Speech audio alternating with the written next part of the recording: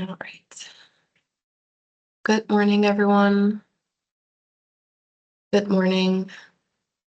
Welcome to the suHCO tender briefing event. We will wait maybe just 2 more minutes and hope more people will join, and then we can start with the presentation.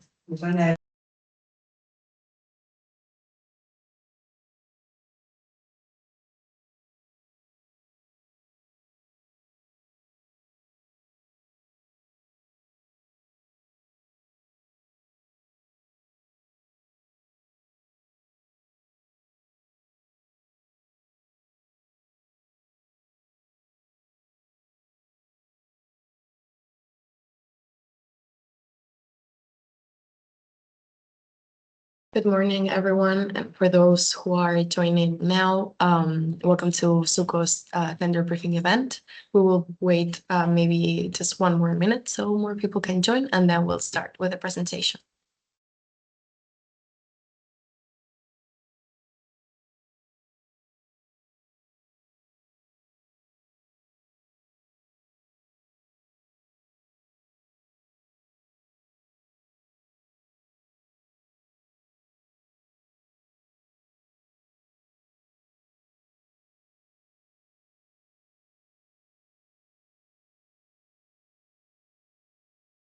Hey, let's start then. Good morning, everyone, and welcome to the first suHCO tender briefing event. My name is Maria, and I am the project manager for the suHCO project at CSC, at Consortia de Salut de Catalunya, and it is my pleasure to welcome all of you today. First of all, I would sincerely thank you for your interest in this procurement. We are very pleased to see such a diverse audience joining us today, technology companies, SMEs, startups, and so on. Your participation today is important because ultimately the success of this procurement depends on the innovative capacity of the market. And over the next hour, maybe hour and a half, our goal is to help you understand not only the tender documents themselves, but also the thinking behind them.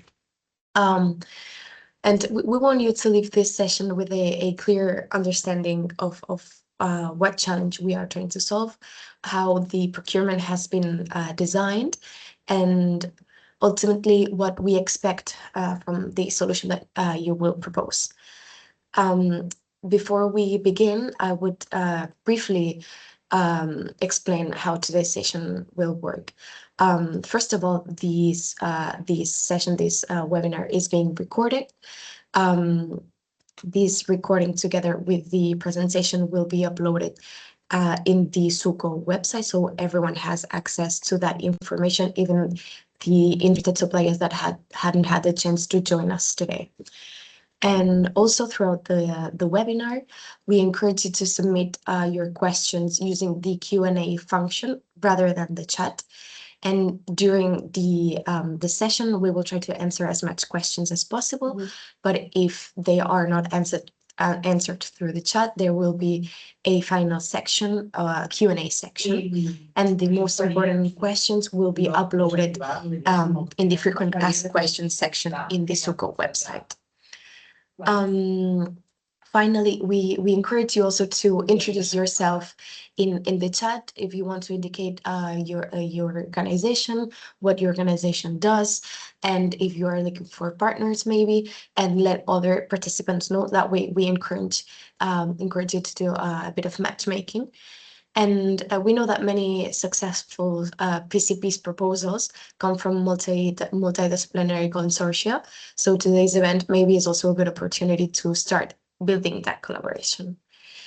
With that in mind, let me briefly explain what we would like to achieve during today's webinar. So we have structured today's session in these 4 main goals that you see on the screen. First, we would like to introduce the suHCO project itself and explain the challenge that motivated this procurement.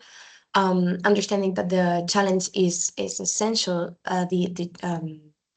because the tender documents have been designed around it. So it's very important to understand the challenge. Second, we will provide an overview of the tender documentation that we've created. And as you have probably already noticed, the procurement package contains several documents and each serves a different purpose. So we want to walk you through them. And rather than reviewing them one by one, we will explain how they relate to each other and how you should use them when preparing your proposal. And finally, we have reserved also a time for, as I mentioned, to answer a few questions that you may have and maybe have a bit of a discussion. And our goal basically is simply to make the tender documentation easier to understand so that you can prepare your proposal with confidence. And before we begin with the project itself, let me briefly introduce you to today's presenters. As I mentioned, my name is Maria. I'm the project manager of suHCO project at CSC. And during the first part of the webinar, I will introduce you to the project, explain its background, present the challenge that has led us to launch this procurement. Afterwards, my colleague Klaus from Empirica will guide you through the tender documents. So without further ado, let's move to the project itself.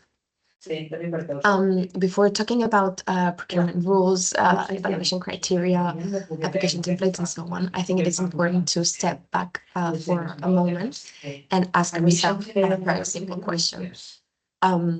Why does this project exist? Why has a group of healthcare organizations, and from now probably we're going to refer to them as HCOs, from different, sorry, give me a second.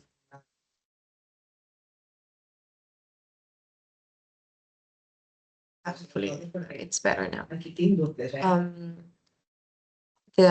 So basically we were saying, why does this project exist? Sorry.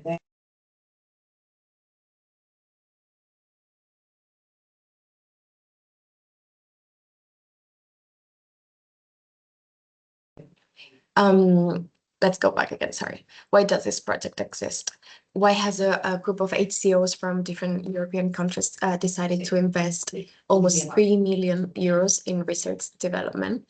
The answer is actually quite simple. Across Europe, HCOs are under increasing pressure to become more sustainable, and they face growing environmental expectations, new European regulations, increasing reporting obligations, and ambitious climate targets.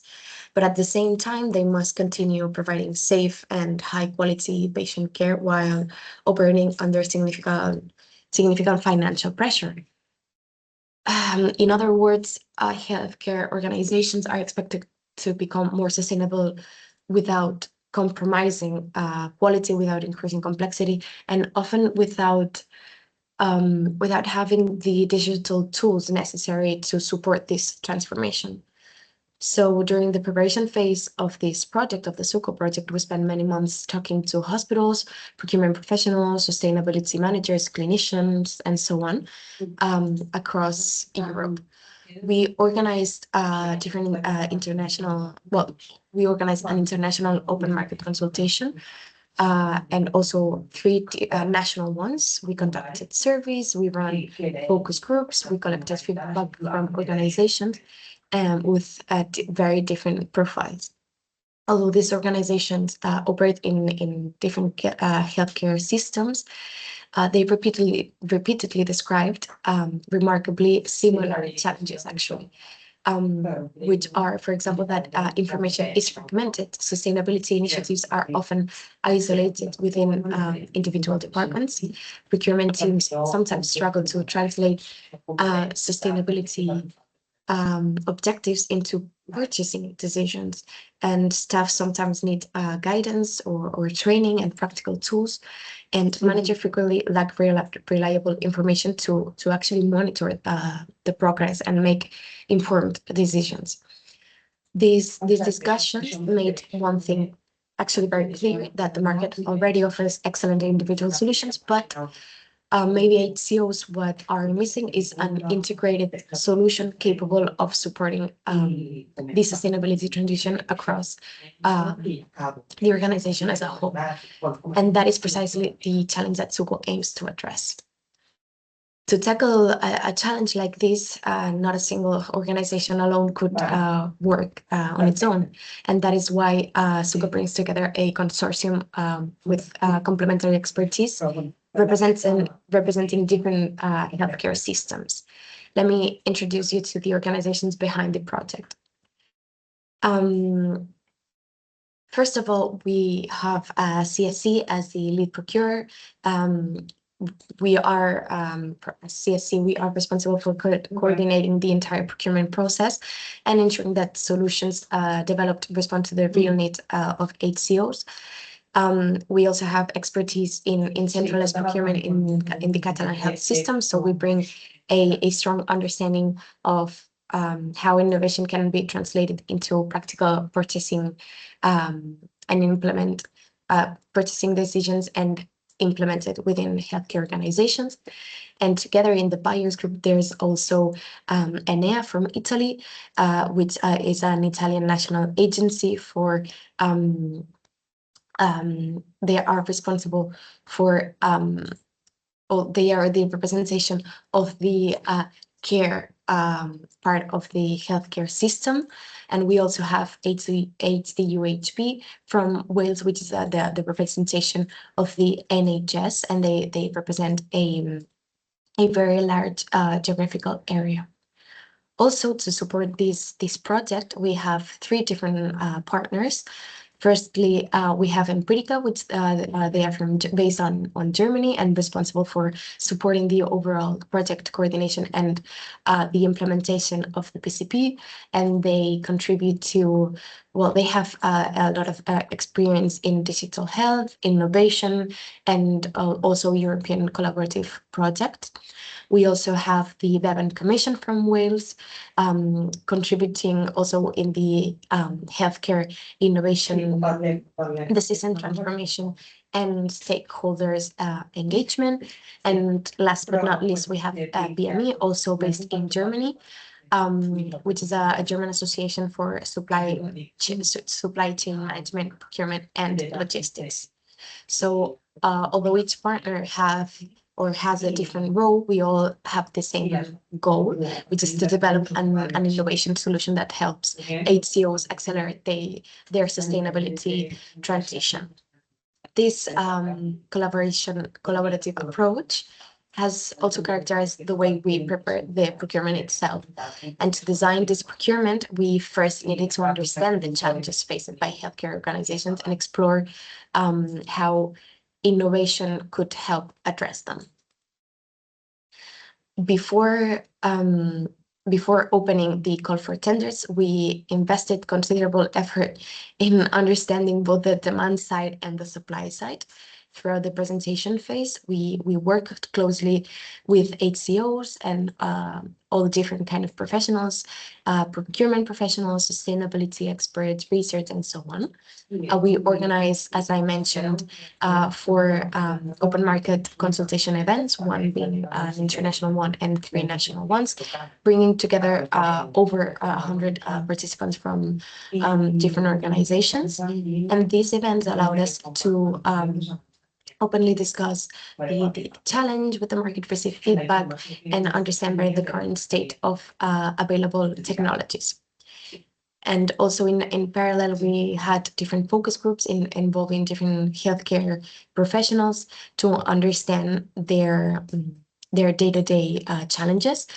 We did also launch a supplier survey to collect additional input, and altogether this preparation work confirmed something very important, which is that HCOs face many common sustainability challenges, regardless of the country they are and the or the healthcare system or structure they have. And at the same time, suppliers demonstrated that many innovative technologies already exist.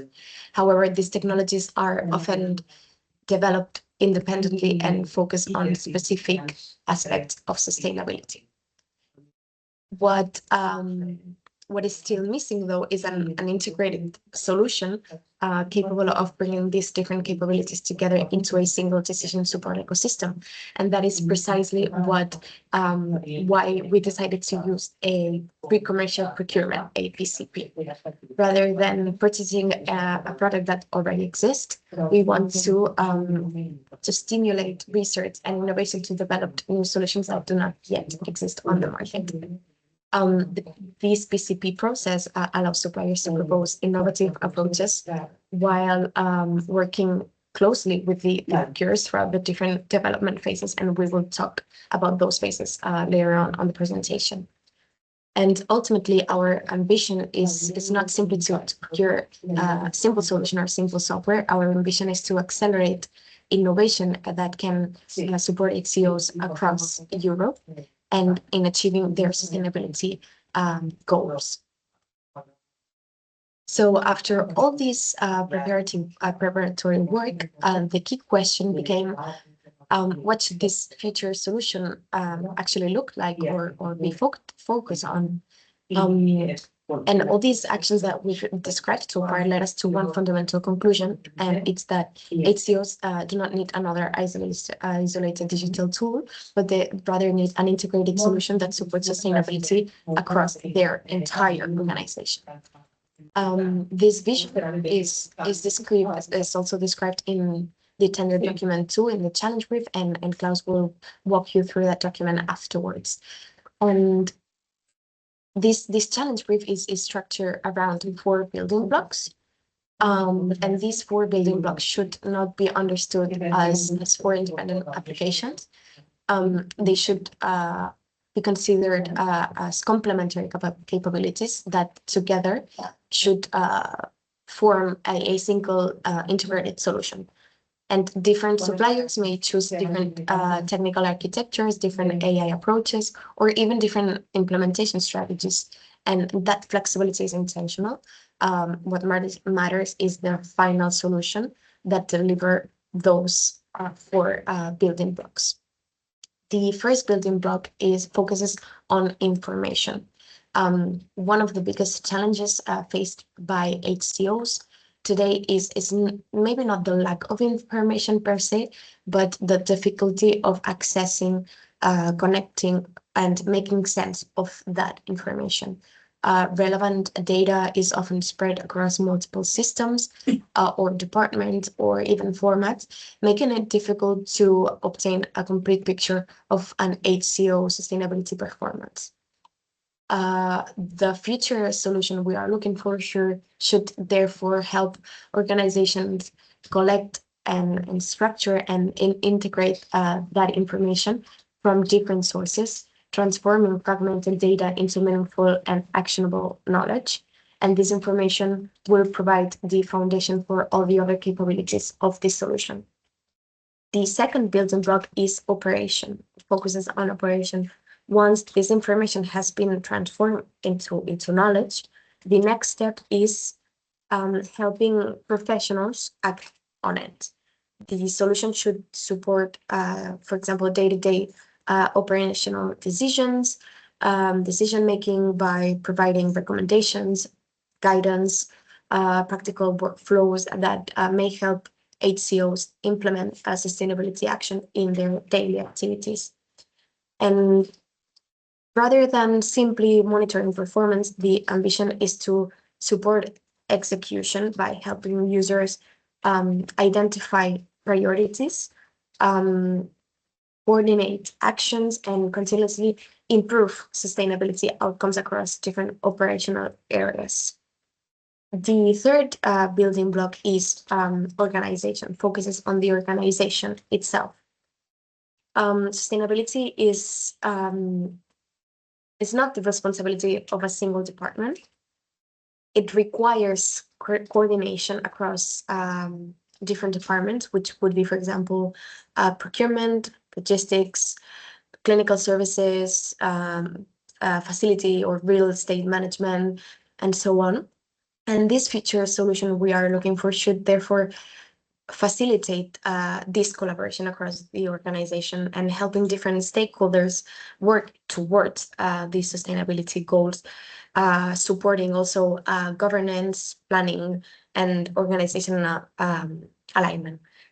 In this way, sustainability becomes an organizational wide effort rather than a collection of isolated initiatives. And last but not least, the fourth building block focuses on change and upskilling. The digital tools alone cannot transform an organization. Successful sustainability transition also depends on people having the right knowledge and skills and confidence to adopt new ways of working. And for this reason, this solution should help HCOs support learning, guide users through change processes, and promote the continuous development of sustainability competences across different professional profiles.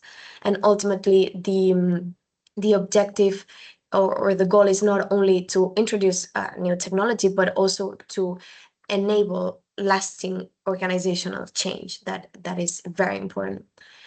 And although we describe these four building blocks separately, it's very important to have in mind that they should not be seen as independent modules. They represent four complementary dimensions of a single integrated solution. This integrated vision is at the heart of the suHCO challenge brief. And at the same time, we have deliberately avoided prescribing a specific technical architecture or technology approach. We want to give you suppliers or markets the freedom to innovate and to propose solutions you believe is best suited to address this challenge and provide what it delivers the capabilities described in the challenge brief. So now that we have explored what we are trying to achieve, my next question would be, how will we work together to develop this solution? And that is where the pre-commercial procurement process becomes particularly important. A PCP process, a pre-commercial procurement process, begins with having in mind that it has different competitive phases. We just finished the preparatory phase, which you can see on this slide as phase 0, where we held the activities mentioned at the beginning of the presentations, which would be the focus groups, the different surveys, either HCO survey and supplier survey, the different open market consultation events, and so on. And now we have actually launched the tender, and the tender will be out until October 9th. And afterwards, there will be 3 competitive phases. The first phase focuses on the solution of the design of the solution itself. And after the end of the call for tenders, 5 suppliers will be chosen to, 4 suppliers actually will be chosen. This is an actualization that we did in the tender documents, which is a bit different of the regarding the information that you've received maybe in the previous open market consultation event or different meetings that we may have had. That way, having 4 suppliers developing this solution in the first phase will allow you to have a bit more of budget available for you at the end of the phase. At the end of the phase, after this solution design has been held, different milestones and different deliverables will be asked for you to develop and submit to the suHCO consortium. And if everything has been held correctly and achieved, you will receive the payment at the end of the first phase. And same procedure will be done for phase 2 and 3. The only difference it's that phase 2 focuses on the prototype development, and only 3 procurers will be doing that development. And by the end of this second phase, only 2 procurers will jump to the third phase. And it will be a testing of the pilot. So it will be a testing of the developed solution in a real environment. one aspect I would particularly like to highlight of a PCP is that this PCP is designed to encourage innovation. We are not expecting every supplier to have all the answers today, and instead of that, we are looking for organizations that demonstrate a strong understanding of the challenge, a robust technological approach, and the capacity to develop their solutions over the course of the project and the different phases of the project. This concludes the introduction of the suHCO project and the challenge behind this procurement. I hope this overview helped you understand not only what we are trying to achieve, but also why we have designed the procurement this way. I will now hand over to my colleague Klaus, who will guide you through the tender document in detail himself. And Klaus, the floor is yours now.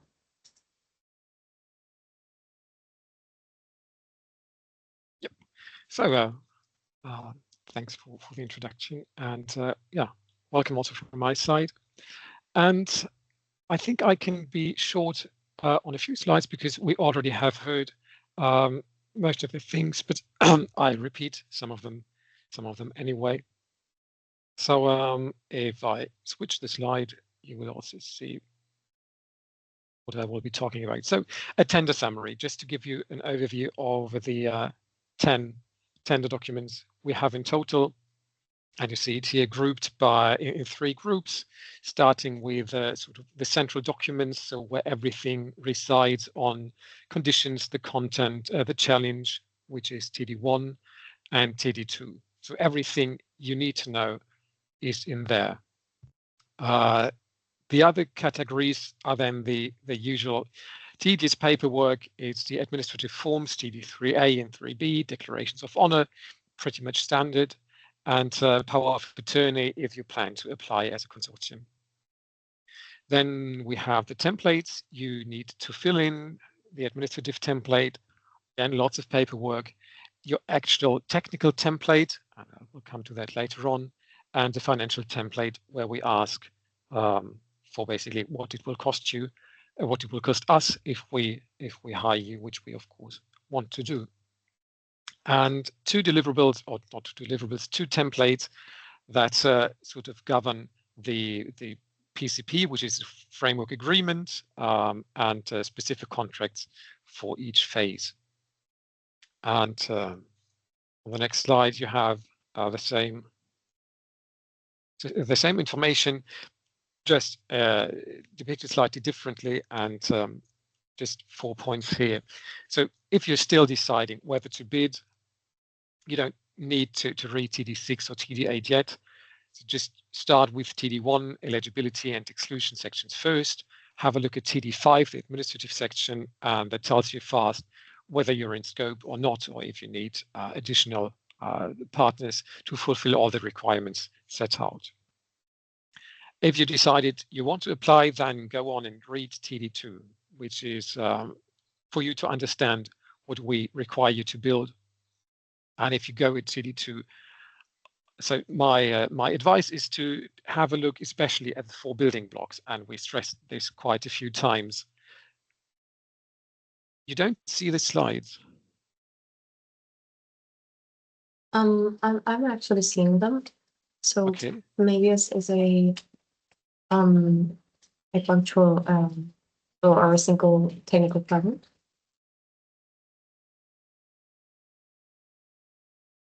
Okay, could you please pop in the chat if you see the slides? I only see.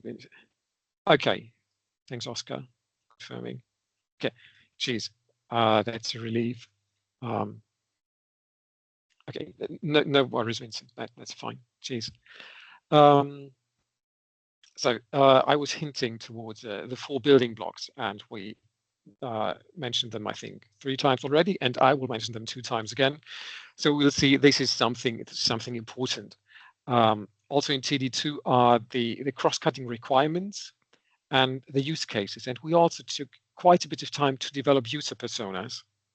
So please have a look at the annexes and make use of what we provided there, not for our sake, so that we can see how brilliantly we did everything, but it should be of use for you to just coherently knit together a story that we can evaluate and that we can work on in the 3 phases. Third point is, when writing your technical offer, you have TD6, the tender template, and we didn't design it as a sort of free-form document. We have section titles that correspond to a scored sub-criterion in TD1. So if you write it, please keep to the structure given, which should make life easier for you, but also for us in evaluating the tenders, because everything is structured along these lines. And I will have a slide later on in TD6 to show how all these sort of interact. Last point I have, which is regarding TD7 and TD1. So we don't have a VAT exemption for this PCP. So please read the VAT explanations in TD1, and when you submit your offer, you submitted net VAT, so without VAT, but the figures indicated in TD1 are including VAT. So please do the maths before you finalize your number, so you don't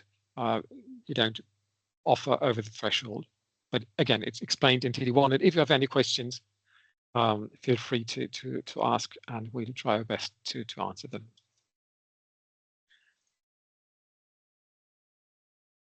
Next slide, expected outcomes, which is, I agree, a bit repeating what you already heard. So the challenge in 4 parts. I'm not going through this in detail because we already did that, but I like to stress these 4 areas are interdependent.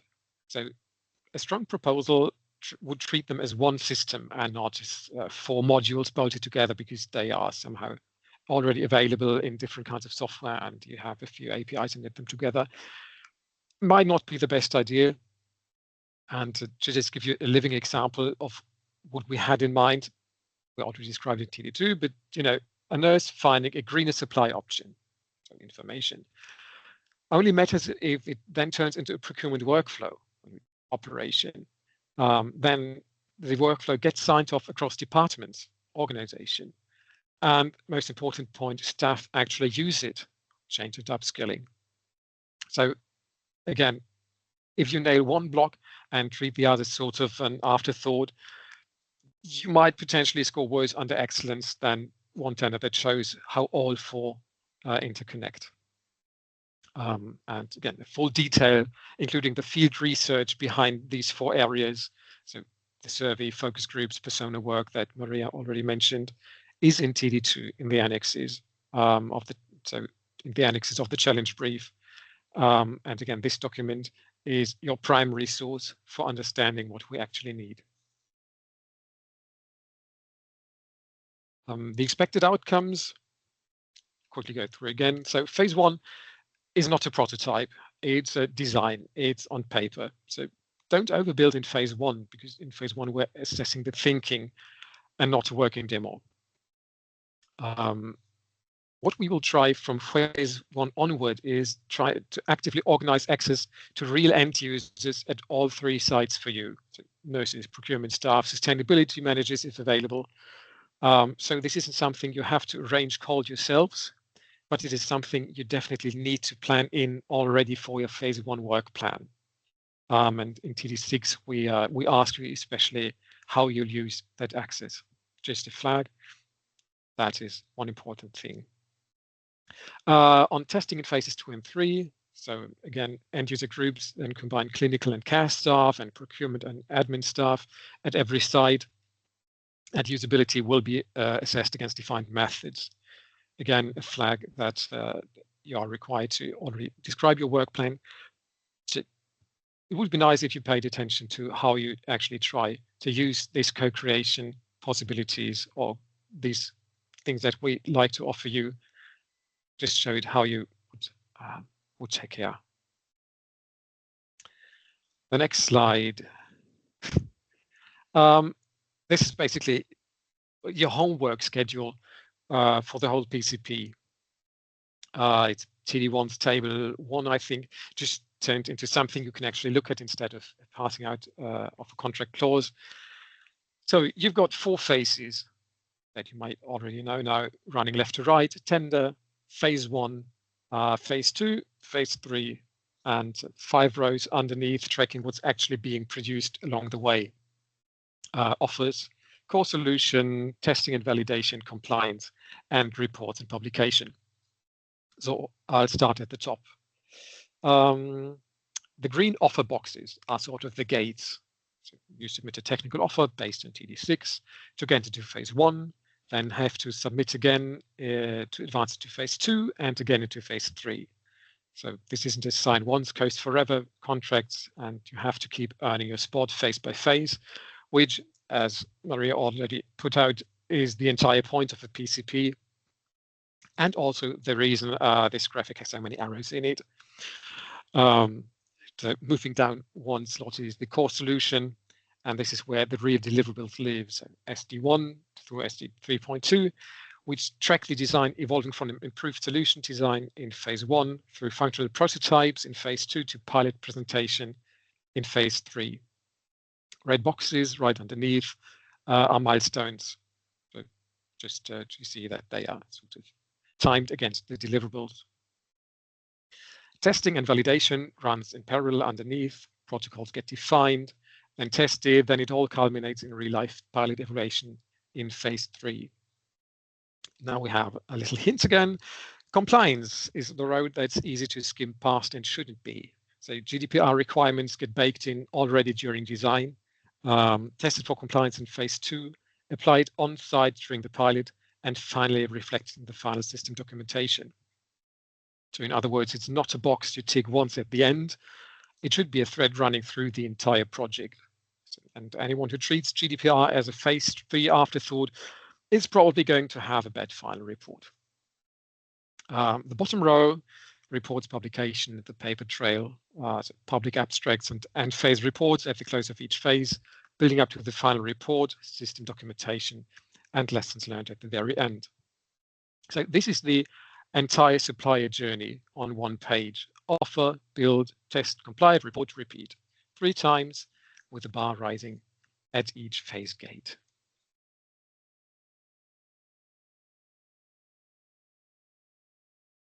Let me now just quickly have, it's only 2 slides on TD2, the challenge brief, because I already mentioned quite a few things. And here you see, for I think the 3rd or 4th time, the building blocks. And you see, it might really be somewhat important. They are interdependent and treat them as one system, not 4 modules bolted together.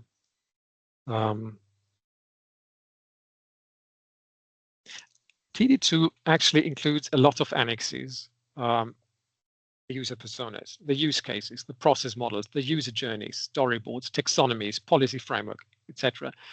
Have a look at the annexes. Use what is there when you write your TD6, especially the excellence section, where we ask you to develop a user journey, at least one user journey. So have a look at what is there. Try to imagine how a user would potentially use your solution, or how several users would use your solution. Build your user journey around that, and that's already half the job done. And as Maria already said, so any constellation of technologies is thinkable as long as it fulfills the design principles and requirements. So we don't try to constrain you in any way other than laid out in the tender documents, which might be related to technical systems at the procurer sites or legal requirements. There's literally nothing we can do about that.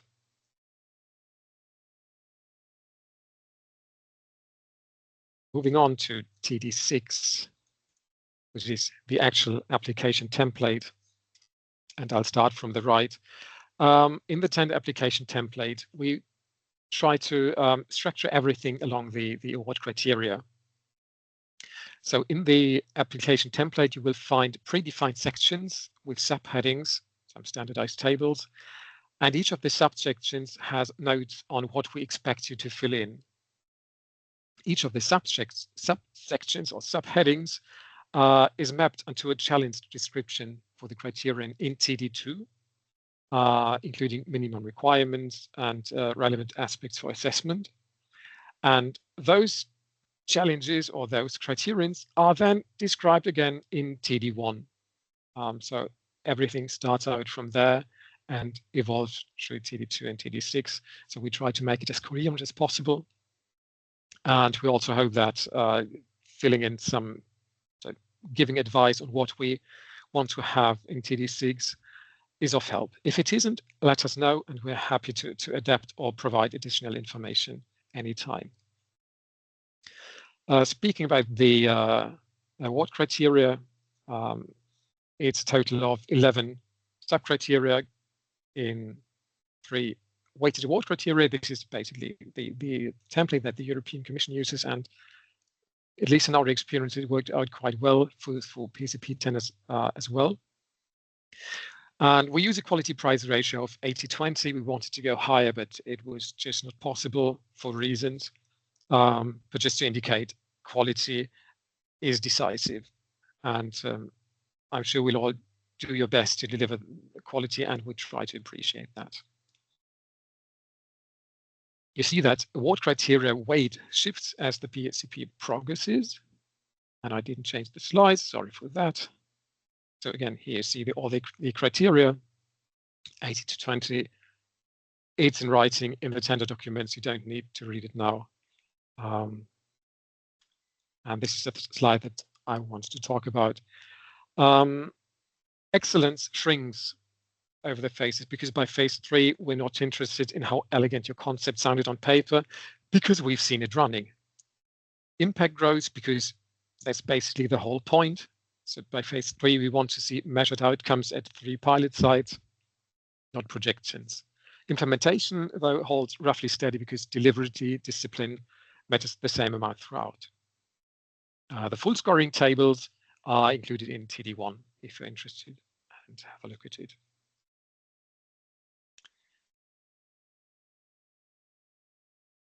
And it's time for the next steps and the question and answers.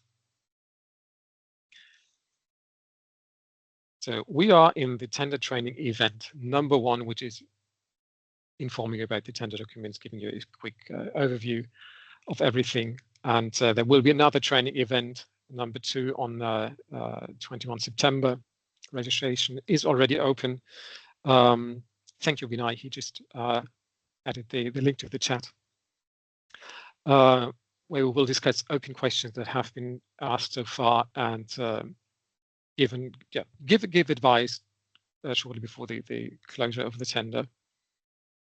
And we also plan to have open sessions for questions, just maybe half an hour, where you pop in. You don't need to register. We will be there. We'll try to answer the questions to make it as easy as possible, and to have a low threshold for you to just ask whatever you want to ask.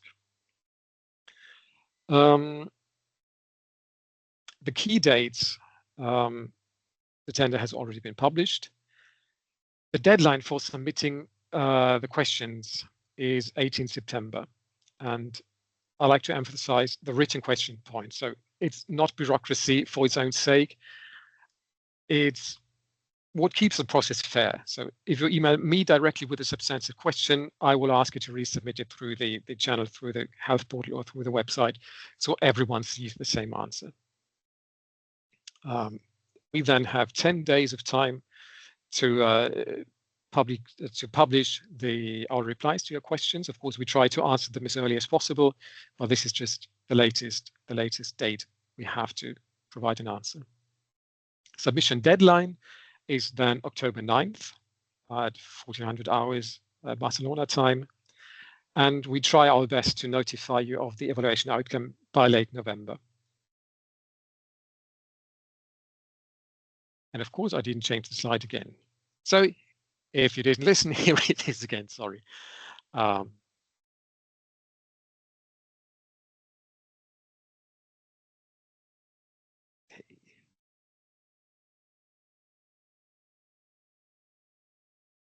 And Maria already pointed out in the very beginning that matchmaking is important if you cannot fulfill all the requirements as a single entity. So we have a matchmaking platform platform. It's basically a website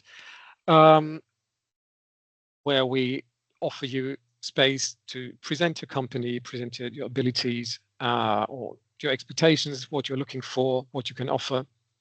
So if you have strong AI capability, but no local presence in any of these 3 countries or vice versa, it's worth a genuine plug. Just fill in the information. We publish it, and it takes roughly 5 minutes. So please just use what we offer. And in our experience, it worked out quite well. So around half or up to 2/3 of the suppliers we were contracting were using the matchmaking in prior PCPs.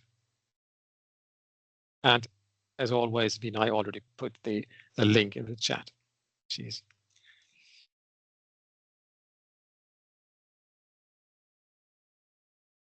So what are your tasks? Read and do some form of gap analysis, and it's useful to go through chapter 2 of the challenge brief to get an idea of the rationale behind the challenge.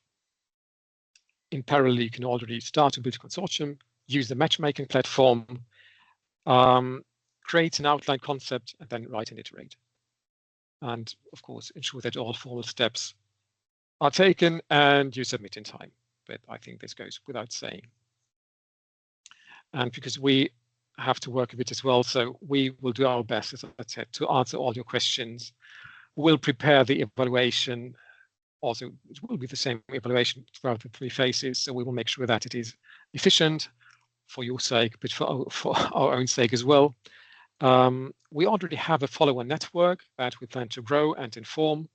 So if you are an HCO, just write in the chat if you're not already a member of the follower network and we would like to include you in the network. But also for you suppliers, you will see that we try to create a market for you if the solution is going to be evaluated positively in phase 3. What we also do is we work on the circular economy taxonomy. So regulation, information, all of these things that are already in TD2 in the Annex 4. No, another annex, Annex 6.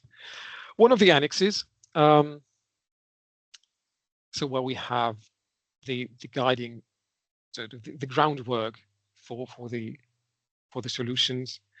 So every solution is basically streamlined and working on the same principles. And yeah, that is the whole idea of the taxonomy. You have a working group there as well. So if you would like to join the working group, the taxonomy working group, because you are already engaged in taxonomy work, let us know. As I said, we will inform you about the results at the end of November this year. And phase 1 then starts a couple of weeks later after information. The plan is, I think, to start it in January, the latest. We'll see how that works out with Christmas and signing all the contracts, but we sort of are in good faith that it will work out. Okay, this has been my last slide. And yeah, the floor is open for questions. Thank you.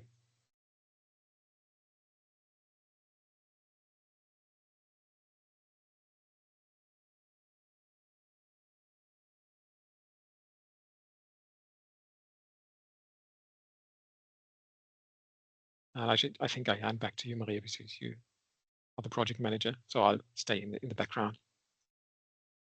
No worries. I think everyone now has to, if you want to participate, just unmute yourself and you can come forward. So Philippe, I see that you have your hand up.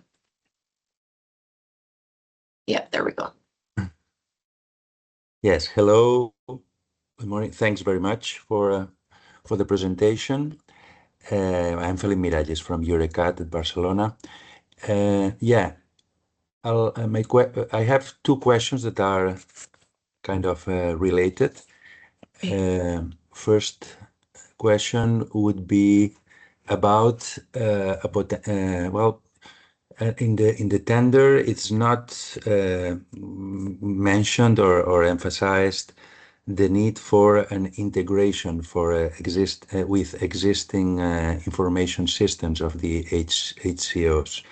I understand, well, this actually could be complicated. There are 3 different HCOs, different regions, and actually, well, maybe in each of the procurers there might be more than one hospital, for example. So these integrating with existing ERPs or similar, well, may be an issue, and also should be prepared on the other side, no, for the integration. So if it would be enough to prepare well the way to integration with proper APIs and so on, or there should be anything else.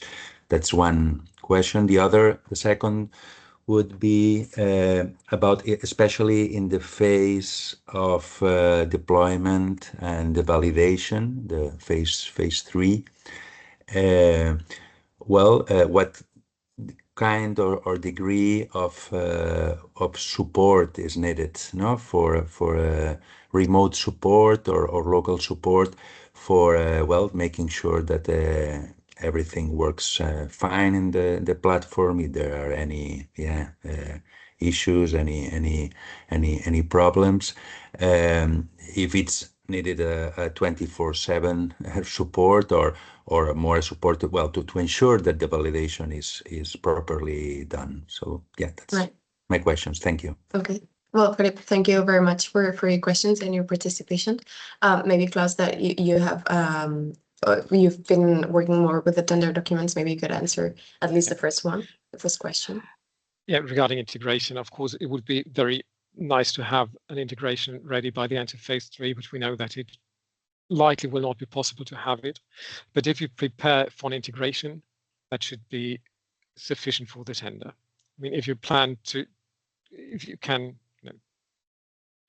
I don't want to say prove, but if you can at least state how you plan it and that you have thought of it and have had a look at what the systems are, that should be sufficient, because we have experienced how difficult it could be to integrate with 3 or more systems at one procurer side only.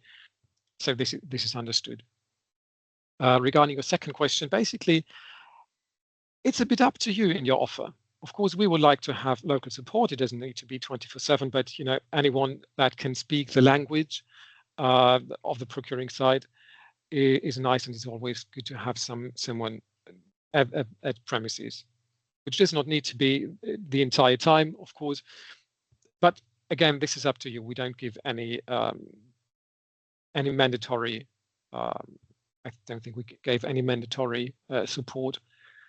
So the better for us, the nicer it is, and local support would be very much appreciated. That's one thing I can say. Thanks.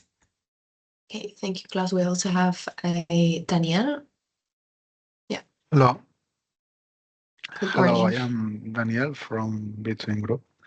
And I am asking that regarding the phase 2, where is a prototype in one hospital, do you know yet what is the region or the kind of hospital it will be planned to execute this prototype, to understand what is the law, the registration, regulation, and all of this? That's clear?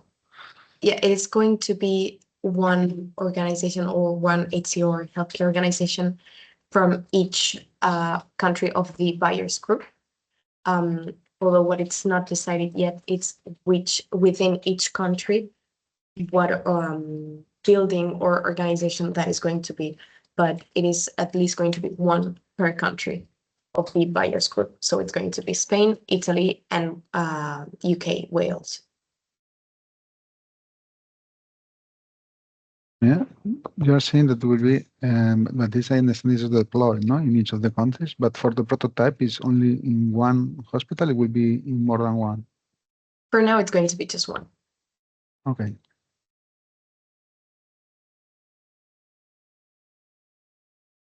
Okay, thank you, Daniela. We also have Ryan. Yeah, hi, good morning. First of all, thanks a lot for the amazing presentation. Quite informative.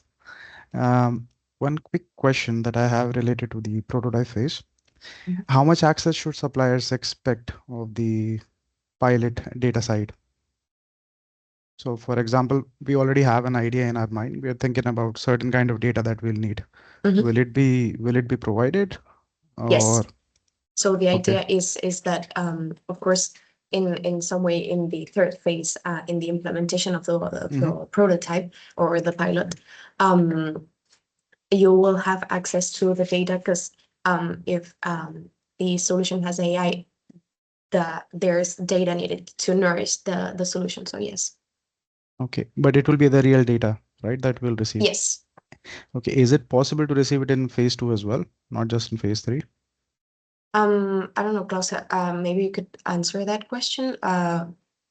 In other PCPs, how Yeah. have you worked on? So we cannot promise that it would be the real data received for phase 2, but of course Yep. it will receive sort of data sets that are similar to the ones Perfect. that are used in real time, because it takes a bit of paperwork to get real data out of the systems.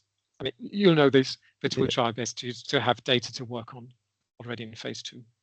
Okay, perfect. That's all. Thanks. Thank you very much. Is there any other question?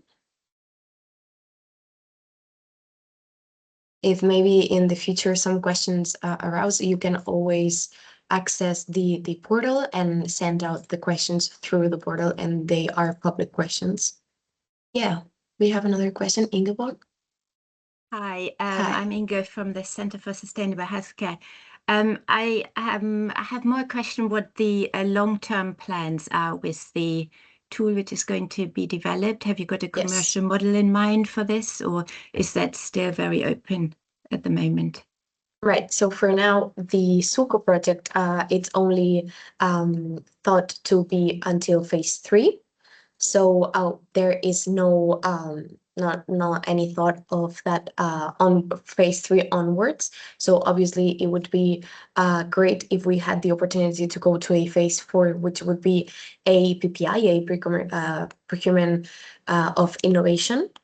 But there's no model yet thought. Thank you.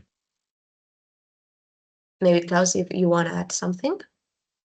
Well, it's twofold, I guess. Each supplier, of course, has to develop some kind of business model when it comes to development after the PCP, and of course, I'm not one of the buyers group, but the buyers group is going to explore whether they have plans to buy or not. But this heavily depends on the results of the phases.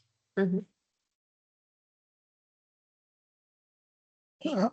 Another little question regarding the financial part. Okay. Mm-hmm. All the infrastructure needed, in cloud, or all the consumption of tokens or things like this, we have to include our approach is inside of our proposal. It will be outside of the budget, of the current budget. Where is located this cost, of infrastructure and allocation, the system, and perhaps the consumption of tokens? Yeah, Klaus, go ahead.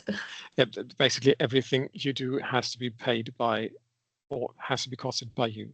So any cost incurred should be within your budget.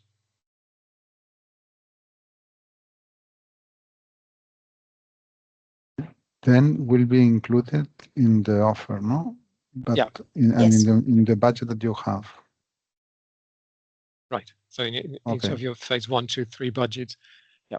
Mm-hmm. Okay. Hi, this is Javier. Do you copy? Yes. Okay. So good morning. Thanks for the presentation. I have a specific question. We are working on a system that enables saving energy and water for the buildings, for the hospitals. And I was wondering if this is something too specific, is something related to health you're looking for, or this would be a suitable solution to present? I think if you could adapt this solution that you already have to the health and care system and add the different building blocks we've mentioned, so just not only the data or the information per se, but build up the other building blocks, could be suitable. but again, it should answer the different requirements that are mentioned in the challenge briefing in TD2. Okay. So Thanks. not just the data, but to go broader than that, to an operation and organizational level. Okay. Thanks. Thank you very much. Is there any other questions? Now's the time.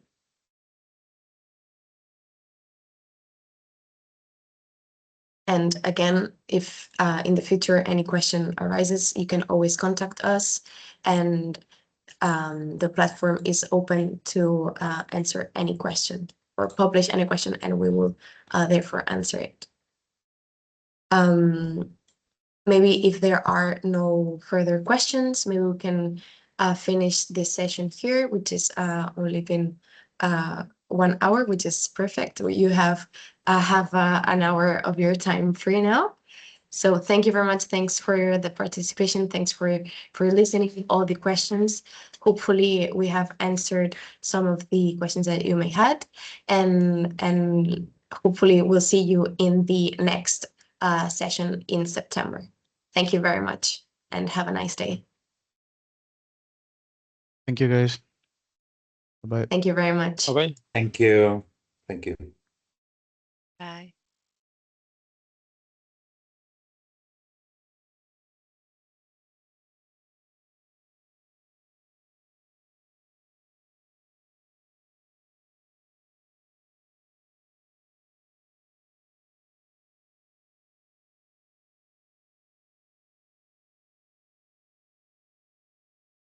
I'm ending the event now.